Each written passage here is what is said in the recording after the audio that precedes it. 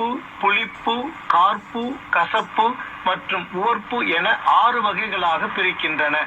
ஆயுர்வேதம் உடலின் 6 முக்கிய தாதுக்களுடன் இச்சுவைகளை தொடர்புபடுத்தி உடல் வளர்ச்சியில் இச்சுவைகளின் பங்குகளை விளக்குகின்றது.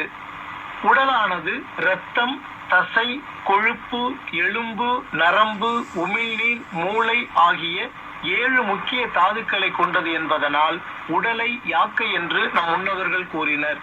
இதில் 7வது தாதுவான மூளை சரிவர இயங்க முதல் 6 தாதுக்கள் தகுந்த அளவில் இருத்தல் அவசியம்.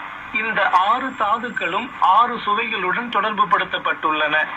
இனிப்பு தசையை வளர்க்கின்றது, புளிப்பு கொழுப்பினை வளர்க்கின்றது, கார்ப்பு எலும்புகளை வளர்க்கின்றது, உவர்ப்பு உமிழ்நீரை சுரக்க செய்கின்றது, துவர்ப்பு இரத்தத்தை பெருக்குகின்றது, கசப்பு நரம்புகளை பலப்படுத்துகின்றது.